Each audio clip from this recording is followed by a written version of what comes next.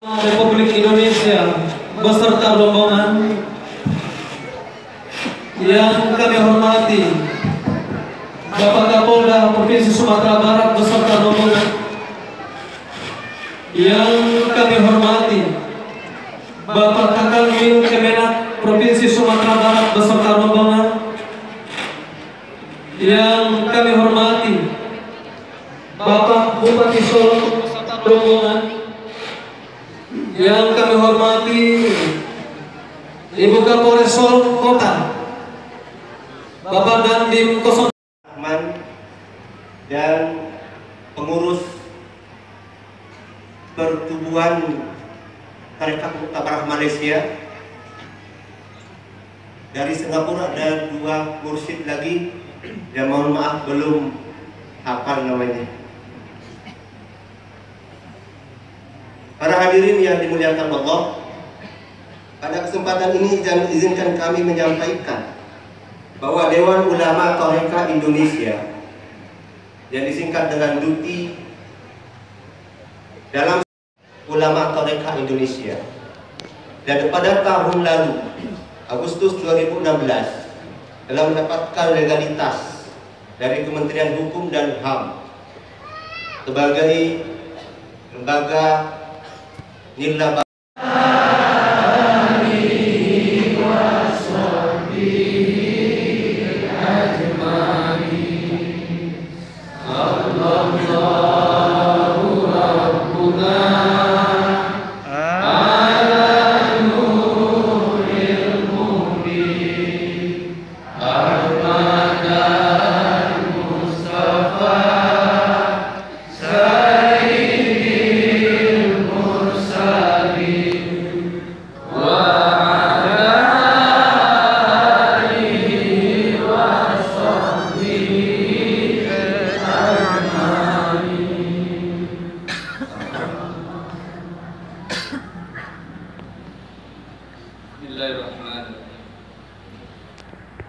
Deklarasi Dewan Ulama yang hadir pada siang hari ini, Bapak dan Ibu sekalian, para jemaah yang kami hormati, kami sayangi dan kami banggakan. Alhamdulillahirabbil alamin. Kembali kita bersyukur pada Allah Subhanahu wa taala karena berkat limpahan rahmat dan karunia beliau jualah siang hari yang berbahagia ini bisa hadir dan berkumpul Pondok Pesantren Tasawuf Rabbani ini dalam rangka membangun sebuah silaturahim oleh berbagai ahli tarekat si-Asian dengan kita bersama Tolok, dan acara kita ini akan diridhoi. Saya sengaja hadir untuk secara langsung ingin menyampaikan rasa terima kasih saya yang tiada terhingga, apresiasi saya yang sebesar-besarnya, khususnya kepada para mursyid Thoriko, kepada seluruh jamaah Thoriko di Indonesia, bahkan se-Asia. Yang saya hormati tadi para mursyid dari Malaysia, dari Singapura, dari Brunei, yang tentu telah memberikan kontribusi sumbangsih yang luar biasa dalam upaya menjaga dan memelihara ketahanan kita sebagai sebuah bangsa, khususnya dalam bidang keagamaan. Kita tahu bahwa bagi umat Islam yang mayoritas di Indonesia ini, pola hubungan, pola komunikasi, pola interaksi antara manusia dengan Tuhannya, dengan Allah Subhanahu wa Ta'ala, itu dilakukan dengan 2 pendekatan, dengan 2 pola. Satu pendekatan adalah pendekatan fiqhiyah, katakanlah begitu, ibadah lahiriah. Itulah kenapa kemudian kita sebagai abid, hubungannya dengan ma'bud, seorang hamba, seorang makhluk dengan haliknya, dengan yang disembah, Allah Subhanahu wa Ta'ala, sehingga hubungan ketaatan, hubungan ketundukan, hubungan ya taat tunduk berserah diri kepada Allah Subhanahu wa Ta'ala. Itulah pendekatan fikih yang selama ini diajarkan oleh para guru-guru kita, orang-orang tua kita, para pendahulu kita.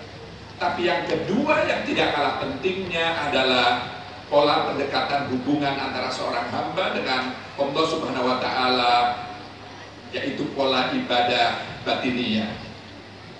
Jadi pendekatannya tidak lagi semata-mata atau hanya ketaatan atau ketundukan, tapi lebih hubungan asyik wa masyuk, hubungan antara mereka yang saling bercinta. Tadi saya terinspirasi dengan sekjen atau sekretaris umum yang tadi menyampaikan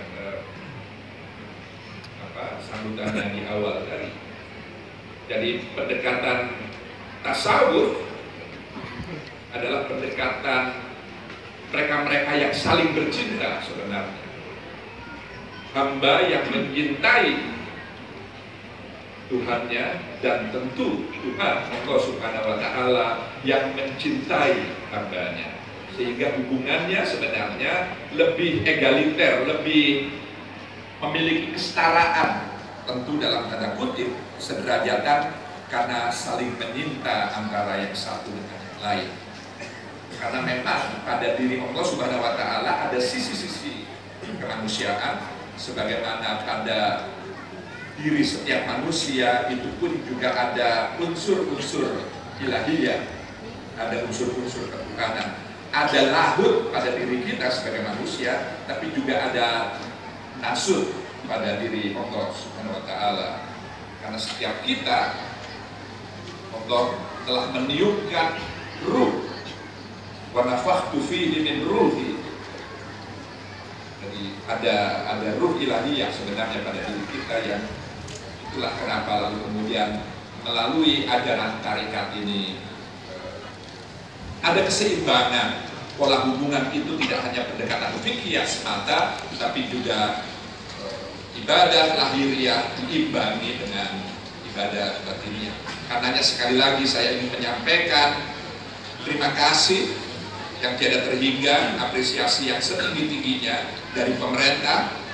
Sebagai Menteri Agama, saya mewakili pemerintah untuk memberikan apresiasi itu, dan berharap mudah-mudahan apa yang telah baik dilakukan oleh Torikoh kita ke depan bisa lebih baik. Ada duti, ada jahmat tadi, dan banyak organisasi-organisasi yang menangani aktivitas amalia Torikoh ini.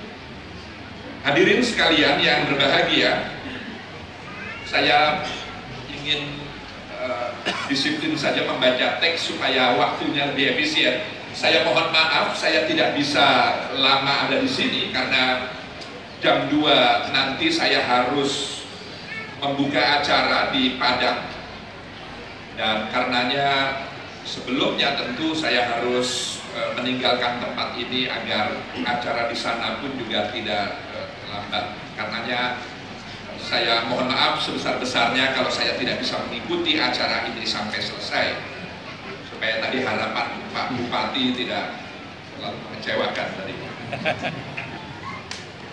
Hadirin sekalian yang saya hormati, sebagaimana diketahui bersama, hari ini kita hidup di dunia digital, dunia yang sama sekali berbeda dengan dunia sebelumnya yang serba manual. Dunia digital membuat umat manusia semakin mudah mengakses informasi dan mendapatkan apa yang diinginkan hanya dengan bermodal handphone yang sekarang tidak lagi menjadi barang mewah. Seseorang dapat berselancar di dunia maya selama 24 jam dengan memegang gadget handphone yang ada di tangan kita masing-masing. Ia juga dapat memesan kendaraan, memesan makanan, pakaian, dan sebagian besar kebutuhan hidup manusia. Sungguh sangat instan dan serba kilat. Dunia digital ibarat hulusan pedang. Jika tidak hati-hati, ia dapat melukai dan bahkan menciderai orang. Satu sisi, ia sangat bermanfaat untuk memotong mata rantai dan sekat-sekat birokrasi kehidupan, namun di saat yang bersamaan, bahayanya cukup besar jika tidak dikendalikan dan disikapi dengan kearifan. Paradigma dan gaya hidup yang serba instan, hedonistik dan materialistik adalah sebagian kecil ekses negatif dari dunia digital. Karenanya, manusia hari ini tidak lagi mau berakit-rakit ke hulu, berenang-renang ke tepian, bersakit-sakit dahulu, bersenang-senang kemudian. Maunya langsung saja, langsung bahagia tanpa nestapa, langsung mau jadi cendekia tanpa membaca, langsung kaya tanpa berusaha, bahkan langsung ingin masuk surga tanpa amal nyata. Mentalitas yang demikian akan berakibat pada perbuatan menghalalkan segala cara demi mencapai nafsu angkara. Pada puncaknya, mentalitas semacam ini akan mengantarkan seseorang pada keyakinan bahwa dunia adalah segalanya. Dunia adalah tujuan akhir hidupnya. Bukankah agama kita telah mengajarkan bahwa setelah kehidupan dunia ada akhirat? Bukankah Allah Subhanahu wa taala tengah mengingatkan wal akhiratu khairul laka minal ula, dan kehidupan akhirat sesungguhnya jauh lebih baik daripada kehidupan dunia. Hadirin sekalian yang berbahagia, tentu ayat di atas tidak lantas dipahami bahwa umat Islam dilarang berkompetisi dalam kehidupan ini. Kita boleh bahkan wajib berkompetisi dalam hal-hal yang baik dan konstruktif. Namun kerap kali manusia lupa terhadap ending, terhadap akhiran dari kompetisi itu. Banyak yang mengira bahwa endingnya, akhirnya adalah kemenangan duniawi. Karenanya ia rela melakukan apapun demi kemenangannya, kendati harus keluar dari trek dan koridor yang ditetapkan Tuhan, yakni kebaikan dan kebermanfaatan. Agar kompetisi duniawi tetap berada pada koridor kebaikan dan kebermanfaatan, maka dibutuhkan kendali. Kendalinya tak lain adalah hati nurani, hati yang bercahaya. Hati yang bercahaya akan selalu tersambung dengan sumber dari segala sumber cahaya, yaitu Allah Subhanahu wa ta'ala. Hati yang terus bersambung dengan Allah akan mengarahkan pemiliknya ke jalan yang benar dan diridhoinya. Pertanyaannya, bagaimana cara menghidupkan dan menjaga cahaya hati nurani? Thariqah adalah jawabannya. Thariqah merupakan jalan atau cara untuk melatih hati. Thariqah adalah metode untuk mengasah dan mengasuh nurani agar selalu bersih dan suci. Kebersihan hati akan memancarkan cahaya, sebuah cahaya yang terpantul dari nur ilahi, sehingga pemilik hati yang suci ini akan terus terkoneksi dengan Tuhannya selama 24 jam tanpa henti, tidak pernah diskoneksi. Karenanya pemilik hati yang suci akan mampu menyinari kehidupan dunia dengan kesejukan, kedamaian, dan kelembutan penuh harmoni. Hadirin sekalian yang berbahagia, jika kita buka kitab suci, tergambar betapa kehidupan dunia ini tidak cukup hanya digapai dengan logika hukum fikih yang legal formal semata. Ada banyak misteri dan rahasia Tuhan yang tidak terjangkau kecuali oleh hati nurani yang suci. Peristiwa bersejarah tentang Nabi Musa bersama Nabi Khidir yang diabadikan dalam Quran Surat Al-Kahfi ayat 65-82 adalah contoh konkret betapa nalar syariat semata tidak cukup dikdaya untuk memahami realitas kehidupan. Dibutuhkan perpaduan antara nalar syariat dengan intuisi hakikat. Dibutuhkan koalisi antara kejernihan spiritual dengan logika material. Problemnya adalah hampir keseluruhan hidup manusia hanya diorientasikan untuk memenuhi kebutuhan material dan nyaris menafikan dahaga spiritual. Padahal kekuatan spiritual jauh lebih komprehensif dan universal jika dibanding dengan kekuatan fisik material. Disinilah majelis-majelis tarekat seperti Duti, seperti Jatman, dan banyak yang lain menemukan titik urgensinya.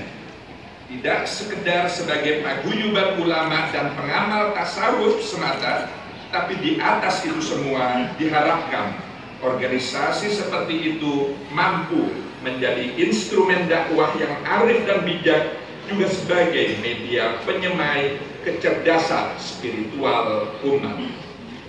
Hadirin sekalian yang berbahagia, maka pada titik inilah saya teringat kepada para penyebar Islam di masa-masa awal di bumi Nusantara. Mereka tidak sekedar menggunakan kacamata fikih dalam berdakwah, tapi mengkombinasikannya dengan pendekatan tasawuf. Jika kita perhatikan, para pendakwah itu di samping ahli fikih, ahli syariat, juga pengikut dan pengamal tarekat. Sebut misalnya Syekh Yusuf Al-Nakasari adalah pengikut tarekat Khalwatiyah. Syekh Abdul Rauf Asingkili pengikut tarekat Syatriyah. Syekh Nuruddin Ar-Raniri pengikut tarekat Qadiriyah. Dan Syekh Abdus Samad Al-Falimbani, juga Syekh Daud Al-Fatoni, keduanya pengikut tarekat Samaniyah. Syekh Ahmad Hatib Sambas, rumus dan penggagas tarekat Qadiriyah, Naqsabandiyah, dan tentu banyak ulama-ulama lainnya. Data sejarah di atas semakin menegaskan posisi tasawuf dalam dunia dakwah. Penggabungan antara ajaran fikih dan tasawuf dalam sistem dakwah di kawasan Nusantara membuat risalah Islam mudah diterima. Sentuhan tasawuf menjadikan konsep fikih terasa lentur dan kontekstual. Kategori dan standarnya tidak terkesan kaku dan hitam putih. Ada dimensi kebijakan dan kebijaksanaan di dalamnya. Kebijakan dan kebijaksanaan tersebut muncul dari mereka yang mengamalkan amalia-amalia tasawuf melalui institusi yang bernama tarekat. Karena itu penyebaran dan persebaran Islam di Nusantara berjalan damai, nyaris tidak ada pertumpahan setetes darah pun. Kecuali beberapa dekade terakhir, seiring dengan munculnya pendakwah baru yang menafikan dan bahkan mengkafirkan tasawuf dan pengikut tarekat. Ini yang menurut hemat saya menjadi tantangan kita tersendiri, karena seperti yang tadi kami pemerintah tentu amat sangat bersyukur kesepakatan yang telah dilahirkan oleh Duti telah mampu membuat rumusan yang mudah-mudahan menjadi acuan, menjadi rujukan, menjadi referensi bagi kita semua dalam kita menjalani tarekat ini.